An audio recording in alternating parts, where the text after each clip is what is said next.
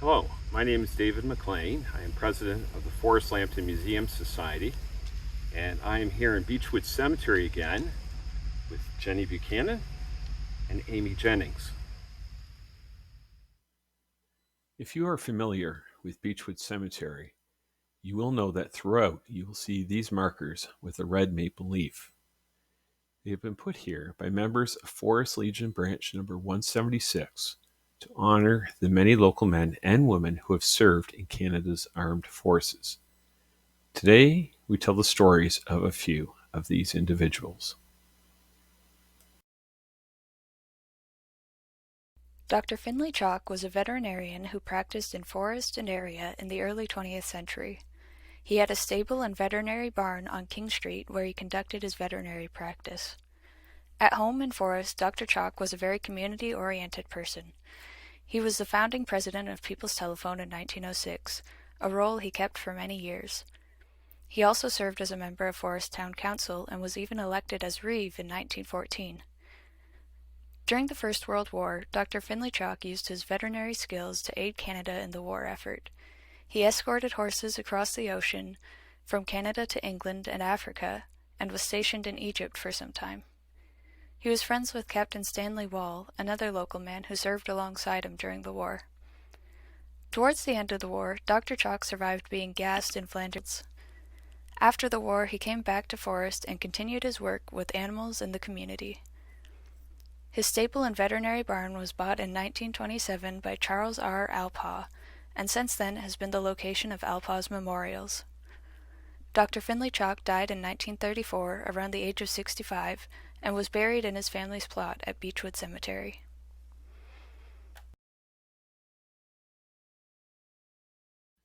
This gravestone marks the burial place of Robert Garrett and his wife Mary, as well as their son Alan and his wife Irene. You will notice, however, that the name of another son, Ivan James Garrett, also appears. Ivan is not buried here, though. I'll explain why after giving a little background on Ivan and his family. The Garretts originally worked a farm in Plimpton Township, but after the death of Mary in 1913, at the age of 35, Robert found it too challenging to look after his young children and run the farm. So he sold it and moved into Forest with 7-year-old Alan, 6-year-old Ivan, and their 4-year-old sister Isla to live with a relative so that they could help raise the kids. Before long, Robert was missing the farm life and in 1915 bought some acreage just east of Forest on Townsend Line. Alan, Ivan, and sister Isla lived with her father into adulthood, helping him with the planting and harvesting and the many other chores. Preferring to focus on the farm, Ivan left school after grade 9, though it is noted in Monahuckwa's history of Forest that he enjoyed teaching Sunday school at Forest United Church. When the war broke out in Europe in 1939, it seemed unlikely that Ivan would enlist. At age 32, he was quite a bit older than your average new recruit. As well, his brother Alan had bought a farm in Bosanquet Township, meaning that for Ivan to go off to war would leave Isla and their aging father a great challenge to keep up with the chores. I don't know what caused Ivan to enlist for service. Perhaps he, like many Canadians, were alarmed by the fascist conquest of Europe and believed it was his duty to serve his country. Whatever the reason, in April of 1942, at the age of 34, Ivan headed off to London to enlist. According to the medical report prepared at the time of his enlistment, Ivan had a modest height of 5 foot 6 inches and weighed a mere 128 pounds. He was not a big man, but working on the farm meant he was in good shape. He joined an infantry unit, the Irish Regiment of Canada, as a private and was trained in the use of the Bren machine gun. After completing basic training, he was sent overseas to continue his training at Aldershot in England. On November 10, 1943, Ivan's Irish Regiment, as part of the 11th Infantry Brigade, 5th Canadian Armoured Division, landed on mainland Italy and, in December, defeated elite Nazi paratroopers in the bloody Battle of Ortona. Sadly, it was during the following push up the Adriatic coast that Ivan Garrett lost his life on January 17th, 1944, apparently ambushed while on patrol duty along the banks of the Arieli River. Ivan's remains were initially buried near the place of his death, but soon after were transferred to the Morrow River Canadian War Cemetery, where he lies at peace, grave 13, row B, plot 5.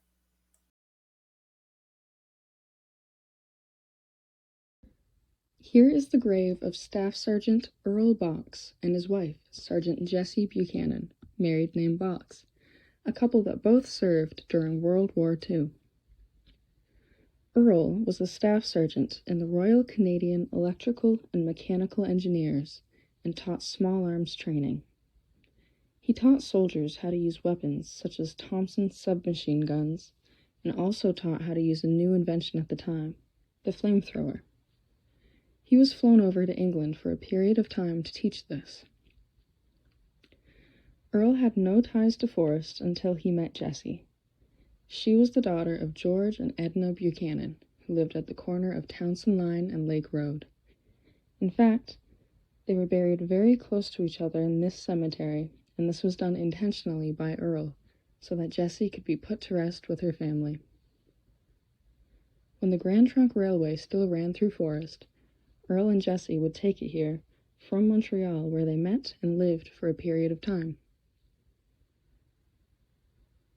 During the war, Canadian Women's Army Corps Sergeant Jessie Buchanan worked in various locations, including as a nurse's aide in London. For a time, she ended up working in the history department in Ottawa for Colonel Stanley, who compiled a history of the war years. This typewriter, that is part of our collection at the museum, was used at that time by Jessie, who wrote and compiled a great portion of it. Both Earl and Jessie were very proud of the service they did. Their serial numbers are engraved here on their footstones to show their pride.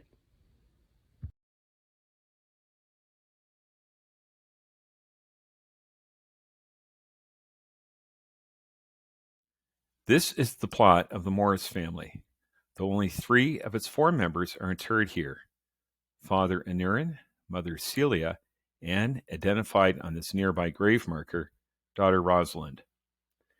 As is inscribed on the gravestone, son Penry Morris is interred in a cemetery in Venray, Netherlands. So what is his story? William Penry Morris was born to his Welsh parents on March 20th, 1922, in Gloucestershire, England. The family emigrated to Canada in 1925 and purchased the property on what is now Douglas Line, where they operated a fruit farm. Father Aneurin, or Captain Morris as he was known, was a World War I vet and an Oxford scholar, and was chosen as the first president of Forest Royal Canadian Legion, Branch No. 176. Mother Celia also became quite active in the community and served as the first president of the local branch of the Red Cross during the Second World War. Penry and his older sister Rosalind both devoted themselves to helping their parents run the farm. Penry grew to be a bright, energetic young man with a wide range of interests. He enjoyed hobbies like stamp collecting, photography, and tinkering with gasoline engines, and displayed an early interest in aeronautics, enjoying the building of model planes. He was an avid sportsman, too, and also showed promise as a singer. Not long after the outbreak of war in Europe in 1939, Penry joined the local Civil Guard at Forest. Upon graduating high school in the spring of 1941, he was eager to play a bigger role, but the demands of the farm occupied much of his time through the summer. In September 1941, though, the Royal Canadian Air Force put out an urgent appeal for young men to enlist. The British RAF was in desperate need of pilots and crew after the heavy losses of the Battle of Britain. Penry would have read the appeal in the newspaper or heard it on the radio, but likely waited to enlist until the fall harvest was completed. In mid-December, he headed to London to join up.